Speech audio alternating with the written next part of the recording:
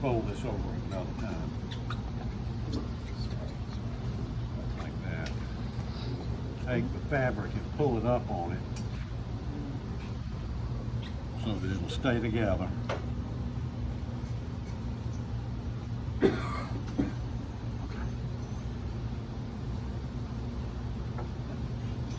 Pretty small. That's it. It's big enough. It doesn't matter for this purpose, for what we're doing today.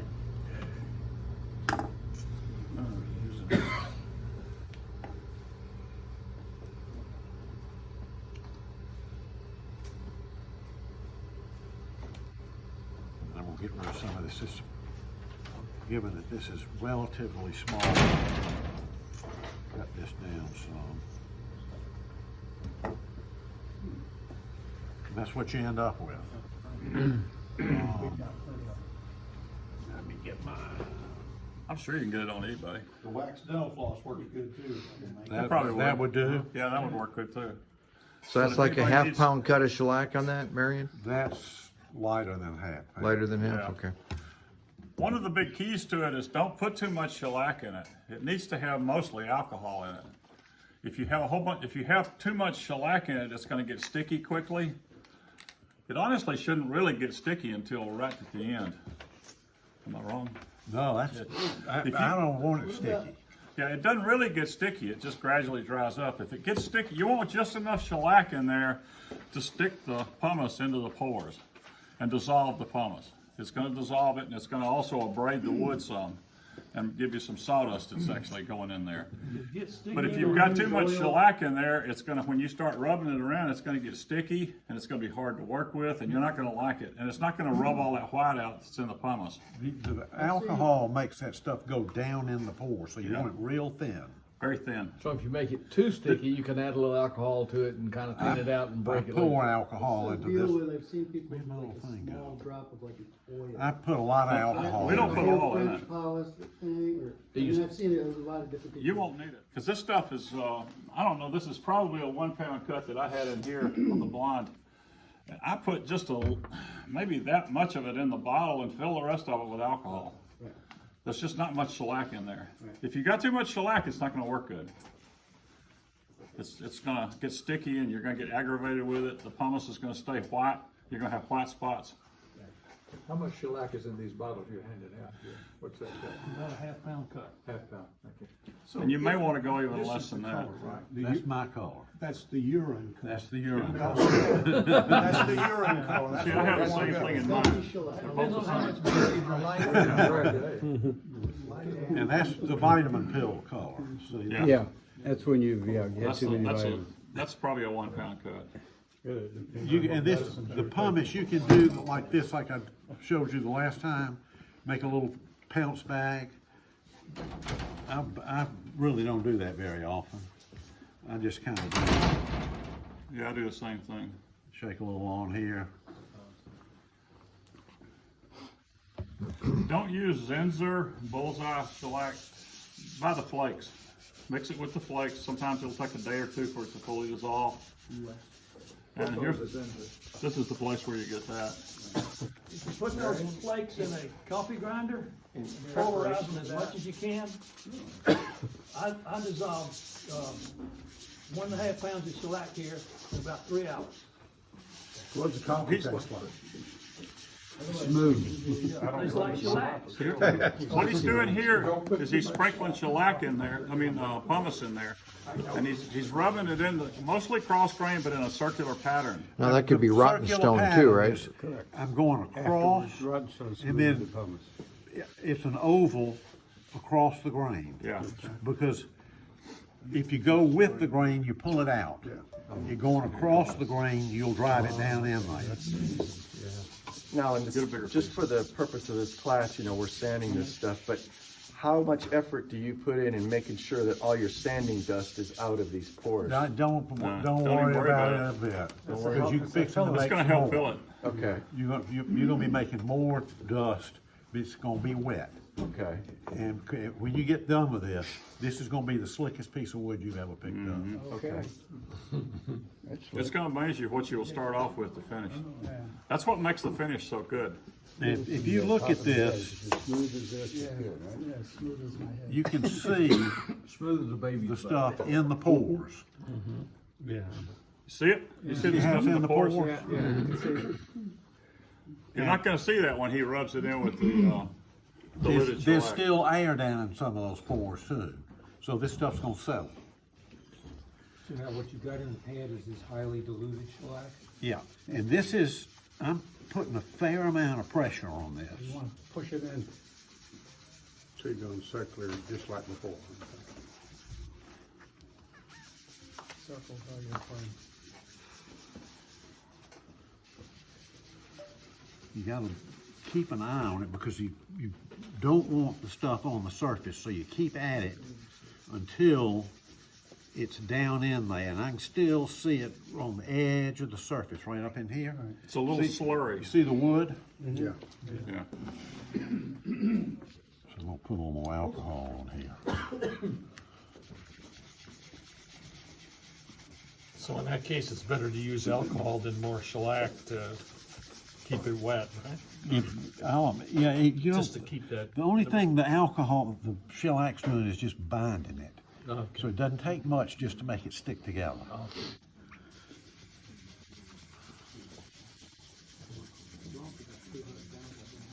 What he's doing now, there was a slurry, a very thin slurry that had built up on top, and he's getting rid of that slurry. You can see it if you come look right up in here. You can see that there's a very thin slurry in there. Yeah. Yeah, that's drying quick. Alcohol flashes pretty quickly.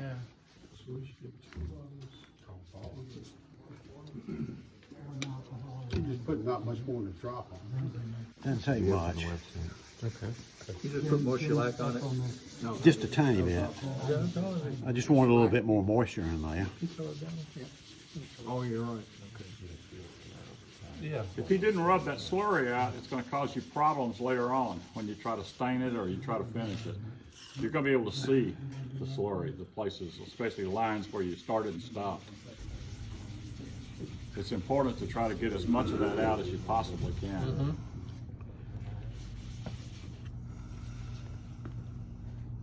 And it's already starting to abrade the cloth, the muslin cloth. That's This is normal. why I want you to use unbleached muslin. You see how it's starting to wear? If it's white, it'll show. This won't. Marion, how did you decide to put more shellac on there Just a minute ago?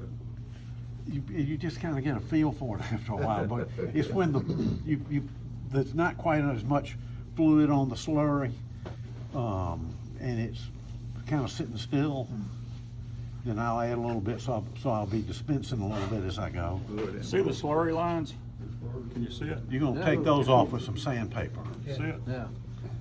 Can you see what I'm talking Also, about? the sandpaper will eliminate whatever slurry is. Yeah, we'll take But you gotta be 320. real delicate about doing it. It's just, Just enough to See get this. a minute amount of the slurry left. The stain will cover it. I don't know why, but it does.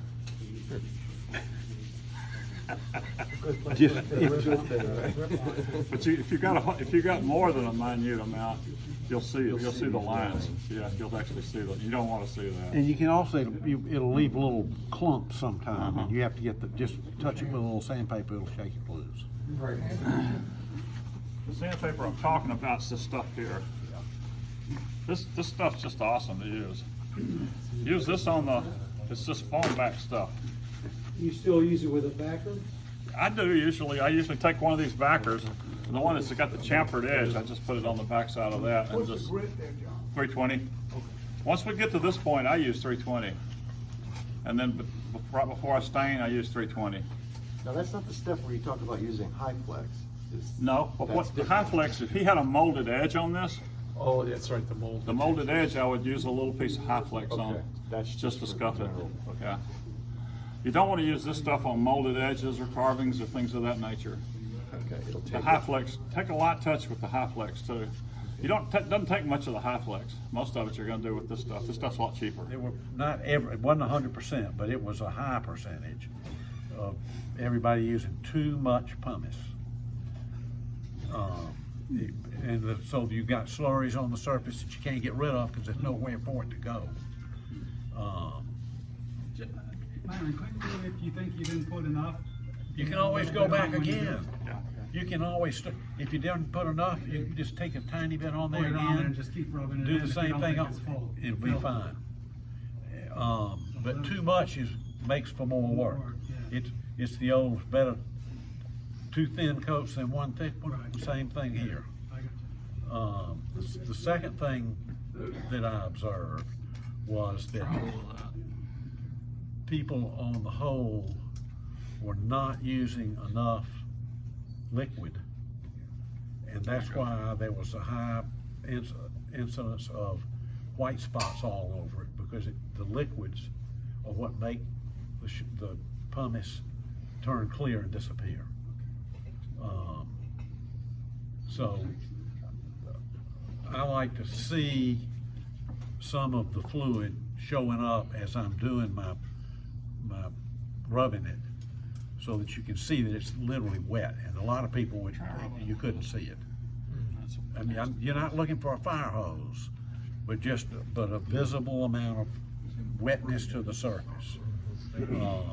You said most people were putting too much Too much pumice. Is there rule of thumb to discern when you got the right amount of pumice? Well, when it's too much, I was going and beating the thing on the table and taking my hand and dusting as much off the surface as I could. So you did it a few times. Yeah. And You're good to go. all you want is those holes filled up. You don't want it laying around anywhere else. If you clear coat walnut, if you just use a clear coat on it and don't stain it at all, it will yellow if you get it near a window, or it'll yellow significantly, a lot. So that is another reason to put either a dye stain's probably even a better thing. I've got some trans tints. The trans tints will work on it too. Just the pigments, the pigment and stuff, the sun's not gonna bleach it out too bad, because it's like rocks and stuff like that. That's when they grind all these things up to make it. right. Now, the things that I have tried that did not work, I've actually tried to go in and actually, the applicator or the rubber that we use to put this stuff on, I've actually gone in and actually tinted this stuff so pretty heavily and tried to do that. That doesn't work. It just plain doesn't work. Well, tint the shellac? Tint the shellac, the thin down shellac. Yeah. You mean as You end up with the biggest mess you've ever lived as you're with. going with the pumice, is that what you're saying? When you're doing the pumice. My thought process being that I thought I couldn't stain it later. Now, the one thing that you're quickly seeing when you stain it later is once you get the color the way you want it, you can use a pretty intense stain. You probably don't have to thin it very much. See how even it is? How even it's coming out? And it's going to come out very uniform. It's going to take a stain. You're not going to have to really play catch up to try to, really work hard and hurry to try to make it nice and even and smooth. That's one of the nice things about it. You're doing some piece that's got a bunch of carving and stuff on it that you really don't want to have to hurry on. Well, you don't have to. This stuff is like a wash coat. The pumice that you do it acts like a wash coat, and it lessens the amount of stain that it's going to take. The things that you cannot use on top of it, conventional dye stains, the trans tint will work, and you can use trans tint, and it comes out real nice. I would put it in alcohol and use that, and it does a good job. All the other dye stains, the ones that Mohawk makes, they're designed to be sprayed. They don't work. Once you've done the pumice fill, those do not work on it. Any kind of wiping stain, this is just me, and I'm old school. I don't like water-based stuff, so I don't use it very much. I just had too much trouble Well, the dealing with powder it. stuff says red water. Trans tin will go either way. Yeah, some Trans tin will will. go alcohol And water. and water. I would go the alcohol If you way put, on if you put the it. trans tin in alcohol, and you put too much on there, you're going to loosen some of the shellac you've already pounded down. That's a very good point. Right. That's a So very good don't- point. Don't put too much on there. That's another argument to either use a gel stain or a wiping stain. If you put trans tin in water, you wouldn't have that problem, Right. but you may have it in a But you're gonna soap raise the solution. grain then.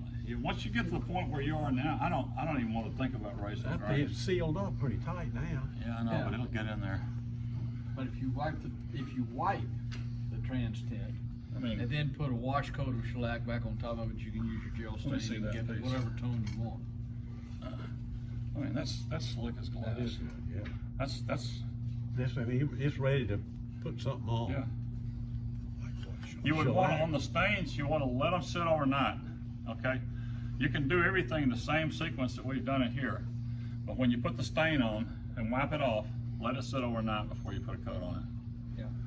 The subsequent coats that you put on it, you're better off for the most part to put a coat on, I use let this it as to a dry base. thoroughly, and Let then, it dry, then use that to color. Between coats, how much time? Because my piece was depends on what you're doing. If you're doing lacquer or something, you can go less. If you're doing varnish, I'd just wait till the next day. Give it a This stuff day. here. this Give it a one. day, get it overnight. When you're rubbing. You want it pumice, darker than that? wet, rub it in 3 or 4 times. You want it darker than that? This will be darker if you want it darker. I just wanna get a. All right. John, when you're rubbing pumice with shellac, would you ever use any shellac other than blonde or super blonde, or would you use like an amber to introduce some color to You it? can do that, I think. You can use ambers, you can use different You colors. can use garnet. Garnet with mahogany, If you're doing mahogany, I'd use garnet, yeah. Yeah, real thin. yeah. Why would you wanna do that? You could Reason I ask that is, you can color it later, but if you put too dark a shellac in the pumice, Yeah. you can't reverse it. No, I would actually agree with that. but with not gonna darken walnut, it a I lot. would tell you that you can use orange Yeah. shellac. Yeah, And I think that it produces this glorious look, and nothing else needs to be done. Is that what's on that piece of orange? No, this is shellac. This is varnish. This is alky varnish. That table that came out here that I brought, that was shellac. Not everybody agrees with me, but I think the rubbed out finish is kind of the cat's meow of finishes, and it gets rid of the stuff. I mean, you can look at this piece with the nibs in it. Right. I spent a few minutes, I could have spent more time and gotten it even more perfect, but they're gone. Right. To the visually, unless you get right up there and start hunting for them. And then it's so smooth after you've used abrasives that it's just a glorious finish, period.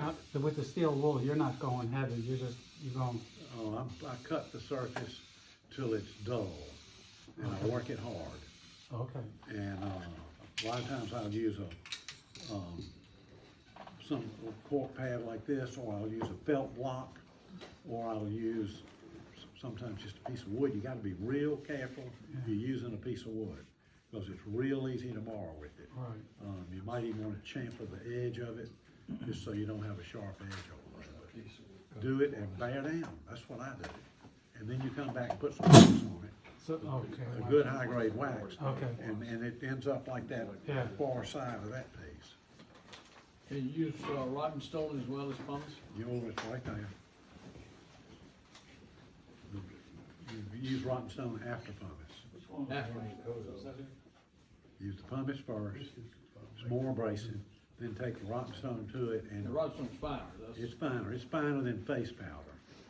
And it reduces the size of the scratches. You can't see the scratches, no. but that's what it does, that's what abrasives do, they scratch it. Can you use rotten stone to help do the filling, if you have some of that? Yeah, but pumice? it's black. You don't, I wouldn't use it. People do, but it's black. You like the 4F pumice, right? That's the only one I buy. The others are too coarse for furniture work in my view. The other thing about steel wool, when you use a steel wool pad, I tend to put it, it's on a flat surface, which it usually is. I tend to put it around there, but the grain of the steel wool needs to be 90 degrees from the grain of the wood. I don't know if that makes any sense or not. I've got some right steel here. wool around here somewhere. I got it. In a box. There it is. Yeah, I brought some. Okay, just a little piece. Non-wax. Yeah. Non-oil. You got the scissors over there. Yeah, We got some scissors over here. Why is that, John? yeah. Why do you Yeah. change the orientation of the boxes like that? I'll show you. I'll show you. Well, but you can see it amongst things like that. Yeah, Klein makes those. That's a nice, they cut well. That's a What you Klein want scissors. is this, the steel wool needs, here's the grain of the steel wool, right? The way the grain's running this way. Right. You don't want to do this. You want to do this. Where it's down, it's 90 degrees opposed to it. Yeah, perpendicular to it. And then you just go straight with the grain, back and forth. Why is that? You don't want to go against the grain, you want to go with the grain at this point. No, From no, here no, on no, out. why perpendicular? What- Because if you don't, it starts to rub down into the pores of the wood. Okay. Oh, you're taking it out, is what you're saying. Yeah, You're actually just- scraping it out. And No, you're not this, scraping them out, you're actually just rubbing across the top of it. No, no, no, if you go with the grain and with the, It'll separate. with the grain of the steel wool and the grain of the wood, you tend to dig it out. You tend to dig it out a little Yeah. more, yeah.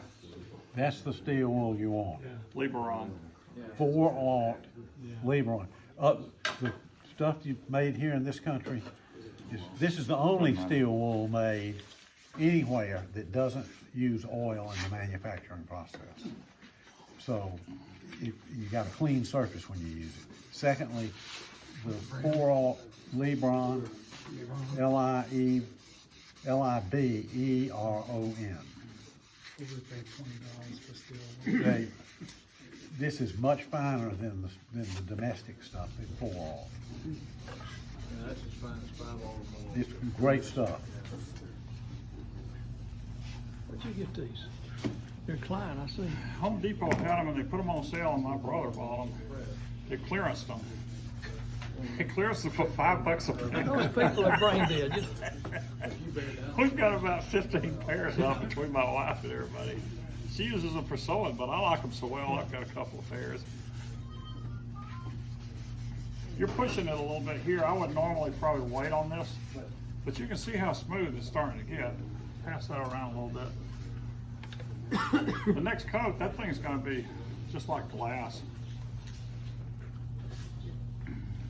So, I mean, to go from raw wood to a pretty good finish and not too much time, it's not bad. Another thing with the stain too, wiping stains, if I didn't have to deal with the grain issue, I would normally use a dye stain and then a wiping stain on top of it. That's how I usually do it. But the first thing that I would do, especially with walnut, a lot of the walnut, and especially some of this, a lot of it's steamed now. And the steamed walnut, you have a lot of sapwood in. And that's going to be a little trickier because you're going to need to sort of tone it. And that's almost another whole session. But tell them what a toner is. a toner, you got 2 or 3 ways to make a toner. I make most of my toners. I use them out of it's a dye version of a stain, the Transtints. You can make them with Transtints. And what you would want to do if you went the Transtint route, although I have not done that yet, is you want to use black and brown mahogany. That's those 2 combinations. If you put that on walnut. On walnut and the sapwood, on the sapwood. If you had a streak of sapwood running up the side of this thing like this, you would very carefully come up here and start just rubbing that in, and that's going to be. There's one I made, that's a walnut toner. Yeah. The tricky thing about it is it's sort of if you have sapwood that's come up on the final finish, that's that's one of those things that's actually a lot easier to do with a spray dye stain, but none of us have that, so that's the way to go with it's going to be to take a Transtint and start trying to work that stuff in. And when you get to the grain line, just scuff sand it just ever so slightly until it sort of blends. I would go back with one more coat over the whole thing after you do it, over the entire surface. So you got a clear final coat. So you got complete consistency in the final coat. That's what you're Do that gonna before want. you put any finish on, correct? Yeah. Get your color right before you start. I was gonna Now say, here's get- another thing get too. it raw. You got your piece of furniture and you've stained it. And you look, and here's a drawer stack with 4 drawers in it, and I know I've covered this before, but it's so easy to fix. One of them is it's lighter than the others. You know, so you're gonna have to tone that one. You're gonna have to tone it to match the others. So you take the colors that you've used for that, and you're gonna need a dye stain to do that. And with you would use a transient type stain, and mix it with an alcohol type base, and go over that one drawer. Start somewhere on the back or something, just on a corner or something that you can rub back out pretty quickly if you don't get the color right. Match the color. Once you get the color, make it just a little darker and put it on there. And then you can match that odd drawer to the rest of the drawer stack. It's important that they all be the same color. I don't know how many pictures I've looked in SAPFM and all these other places. And here's this odd drawer, you know, among the stack. There's no need in that. That's just what this is. That's what I did this for. This has got a little bit of shellac, alcohol, transtent. If you want an even easier way to do it, go to Home Depot someplace and get a pre-valve sprayer. You know what those are? It's a little aerosol unit that goes on top of a jar. Okay? Take a dye stain, mix it with lacquer thinner, mix your transtent with the lacquer thinner and spray it on the front of the drawer. It's going to dull it, but it's going to be the same color. You'll have to put another coat of clear on top of the odd drawer. Take the odd drawer, go back and match the color with this. You've already got the color because you did the colors in the stain. So all you do is just go back and take this. You're just putting another layer of it on there, and the toner is going to allow you to do that. And it's trust me, it's a lot easier to do with a spray than it is. And it'd be worth $10 to me to go to Home Depot and get a pre-val unit. Is that something you hook up to your compressor? No, you don't even have to have a compressor for it. It's people use them in the furniture industry for touch-up and stuff like that. They call it pre-val, and I think they still sell them. If they don't, everybody and his brother sells them online. Yeah, they do. They got them in Highland. Pre-val, P-R-E-V-A-L. It may be 2 words. Comes with a can of compressed air. Yeah, it's like basically it's got a little can of compressed air that's about this big around, and it screws on top of a jar. You put the stuff in the jar, and take that stuff and spray it on the the drawer that doesn't match. Spray it on that. Take that drawer and separate it, and spray it on the front of that drawer, and it will dull that drawer. You won't have any gloss to it at all anymore. It'll dull it because you put it in lacquer thinner. Lacquer thinner is a great medium to use for that. I'm sorry, it just is. But then all you do is go back with whatever you're finishing it with, shellac or whatever, and coat it with that, and then it's going to exactly match. And you're starting to get into the fine points of the stuff when you do this. But that makes a huge, huge difference in the piece. You know, the piece of furniture. Then it's all the same color. This is going to give you more. This system's going to give you a much more consistent color than the other way anyway. If you're worried about end grain, you can put some shellac on it, or do some extra pumice fill with it, and the end grain's not going to absorb it. You're not going to have that trouble if you do this anyway, because you're going to be doing the sides and everything too. The nice thing about this system, a question comes up a lot of times with carvings, especially relief carvings. In those cases, what you want to do, don't try to rub that stuff into the grain of these carvings. That ain't gonna work. You just want to get the solution on top of it. You want the same coating on the whole thing, the whole piece, so your stain has a consistency. If you choose to stain it, you may not choose to stain it, but if you do choose to color it, that's going to give you the same. And it's also not going to let that stain where you've gone in there and done all that carving. Don't kid yourself, those carvings need to be really smooth. If you're an expert carver like Al Breed or somebody like that, he's going to get it first time with a carving gouge. If you're somebody like John Ogilvie, he's not always going to get it the first time. And then you get into these, Woodcraft sells them, these little sanding sticks, and they also make a little tiny stick that's, I didn't bring any with me, I should have. They're a little square thing, and you can order them online for just nothing. I think he's got them out here too. Little band. The little bands, those things are great. Mm-hmm. And I've even taken some of those and whittled the ends of them off and re-glued the belts so that I have, But I use those a lot. I actually use those a good bit. And I use some of the finer, but the carvings need to, they need more attention than you So think you're they saying, do. get the pumice, and shellac mix on the carvings, but don't try to push it in the grain. I wouldn't, that's just me. I wouldn't pay a lot of attention to getting that in the grain. I wouldn't worry. I wouldn't much even worry filling about it. Yeah. You're just wanting to, you're wanting the same consistency. If you're not gonna stain the piece, I wouldn't even necessarily, I'd put it in there just to get the coat to take the same for everything, but if you are gonna stain it, and that's where the tricky thing about this is the stain and the coloring after this. You probably noticed the color doesn't go in there quite as deep. But when I used these things straight out of the can, they were pretty dark. I had one or two of them I did around here. I think I already threw it away. And they were doggone dark. Why, Yeah, that thing was real dark. John, why use the pumice? You're essentially saying, let's put a wash coat on the carving That's all you're doing. to restrict the absorption of the dye. Yep. So why even put pumice in that? You don't, I wouldn't, don't want Okay, the all right, carbon. okay, all right. because it'll show. I wouldn't put Okay. pumice in it. Okay. Yeah, good, very good question. I would just I take your. misunderstood you. I thought you were I'd just saying- take your applicator and Okay. put it in there.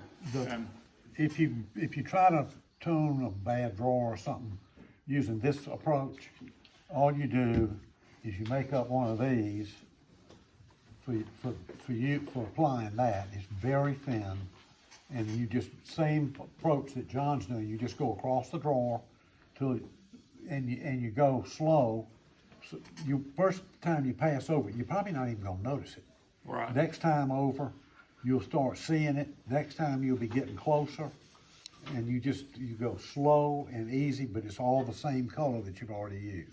How do you know what colors to mix? Well, here's the thing, okay, you've taken the stain and you've come up with some concoction for the stain. You either use something right out of the can.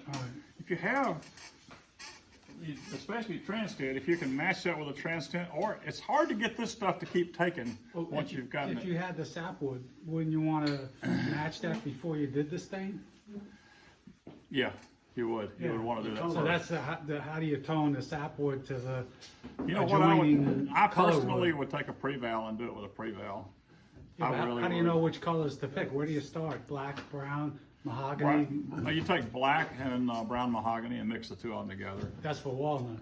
That's for So if walnut. you have another type of wood, And it's, Transtent's got some walnut colors. Yeah. You may be able to take a Transtent walnut color and do it. And then all you got really, Left over for the pieces. you've got a little bit of a transition area you're gonna have to play with. Mm-hmm. So otherwise, it's don't buy walnut wood, sapwood. Well, it's gonna And happen. I mean, always you're the gonna build a choice. piece and all of a sudden when you're sanding it, it's gonna start coming up. It's gonna happen. It's just, it's inevitable. And so you need to be prepared to deal with it. And it's a little bit exasperating, but the nice thing about this is you don't have to put a lot of pressure on yourself. You can do it a little at a time. And, This one you didn't fill, did you? No, You- I was This just is, trying to get a this color is a on good that. example of this. Put them next to each other. Yeah. And you've got, this has got better graining, better color, I think, than this. Yeah, This is nearer to what you would expect walnut to be than this. yes, much so.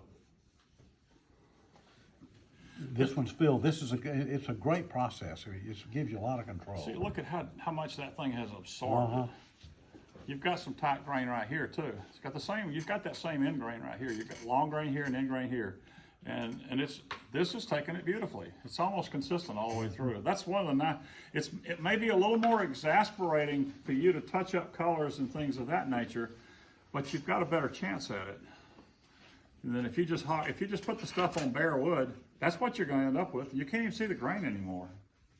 You can see every bit of the grain here. You can go down, and Mohawk makes all these little markers. I didn't bring any of them either. I should have. I didn't think we were gonna do that today. But those things have a fine tip on them. They last a long time, and you just go through and put the little grain in. If you don't like it, whoops, rub it back out, and then do it again. Is that a spirits-based marker? No, I don't know what it is. It's a good question. Do they dry up is what it's. Yeah, they dry up. I mean, you're gonna have to coat them with something, but or otherwise you'd be able to rub them back off.